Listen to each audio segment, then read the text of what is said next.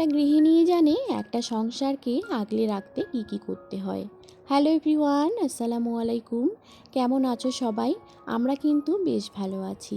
নতুন একটি দিনে নতুন একটি ব্লগে তোমাদের সবাইকে স্বাগত জানিয়ে আজকের আমার এই ছোট্ট ব্লগটি শুরু করছি।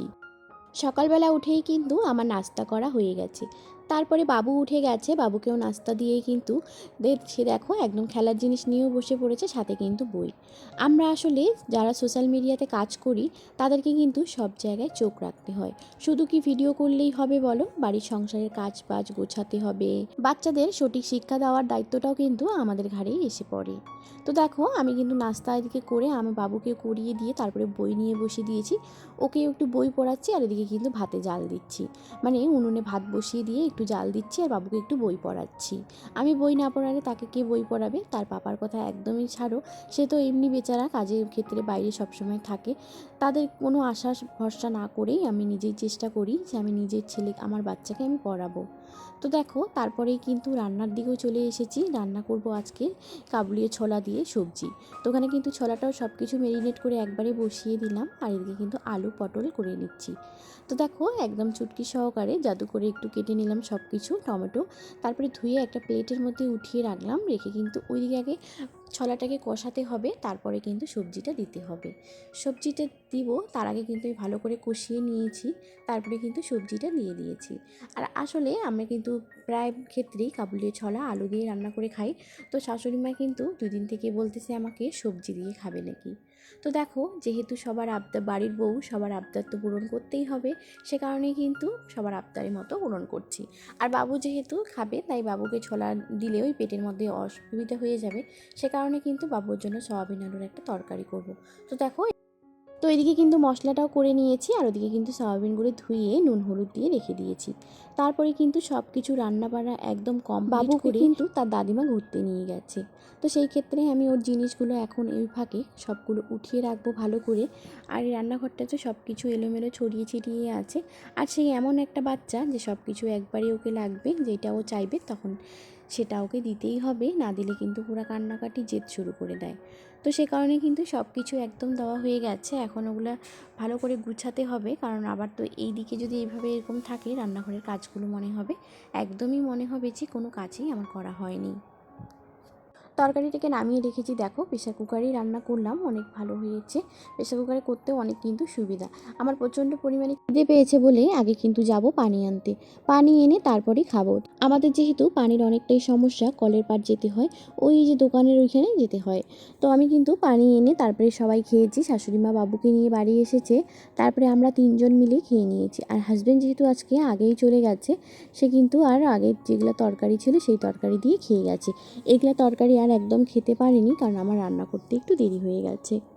খাওয়া দাওয়া সব কিছু শেষ করে এখানে দেখো মেজে রাখতেছি, বেসিনেই কয়েকটা বাসন বের হয়েছে সে কারণে। আর যদি অনেকগুলো বাসন বের হইতো তাহলে কিন্তু কুয়োর পাড়ে নিয়ে যেতাম, কুয়োর পাড়ে দিয়ে একদম ছাই সাফ দিয়ে ভালো করে মাজতাম। তো যেহেতু অল্প কয়েকটা বাসন বের হয়েছে তাই বিম সাবান দিয়ে এখানে মেজে নিলাম। এইদিকে এখন চলে আসলাম এই পাটিটাকে ওঠাতে। আসলে বাবু এখানে ভাত খেয়েছে, তো অনেকগুলোই ফেলেছে, তারপরে তরকারি ঝোল টোল ফেলেছে, সে কারণে কুয়োর পানি এনে রেখে দিলাম। আর ওখানে কয়েকটা কাপড় আছে, সেগুলা কিন্তু ধুতে হবে।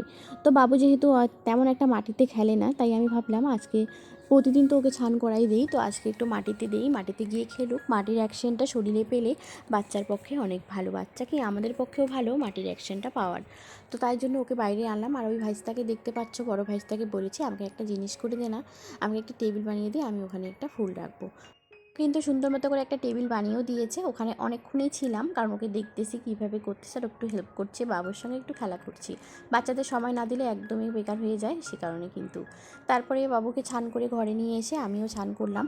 তারপরে দেখতেছি এত জোরে বৃষ্টি শুরু হয়ে গেল, কী আর বলবো। দেখো প্রথমে কিন্তু হালকা হালকা বৃষ্টি ছিল, তারপরে প্রচণ্ড পরিমাণে বৃষ্টি শুরু হয়ে গেছে।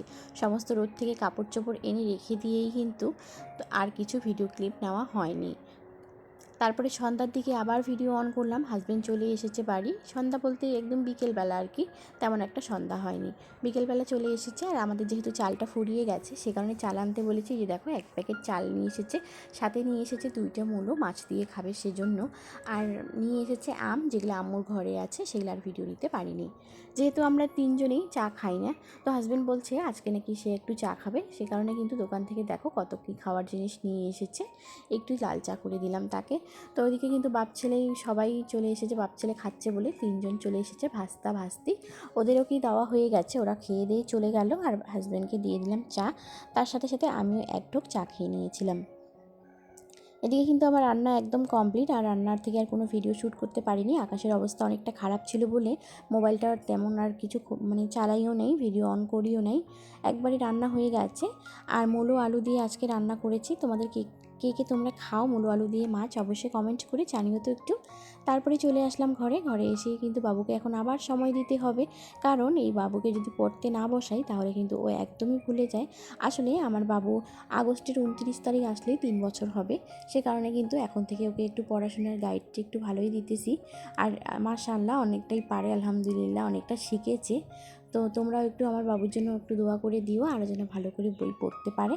তো দেখো কি সুন্দরভাবে বই পড়ছে, দাঁড়াও তোমাদেরকেও একটু শুনিয়ে দিই। Apple, B for ball, C for cat, D for dog, E for elephant, F for fish, G for giraffe,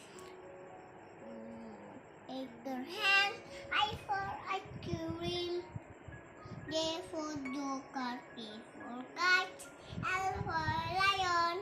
good, সবাই একটু দোয়া করে দিও। আজকের ভিডিওটা এখানেই শেষ করছি, ভালো লাগলে একটা লাইক করে দিও।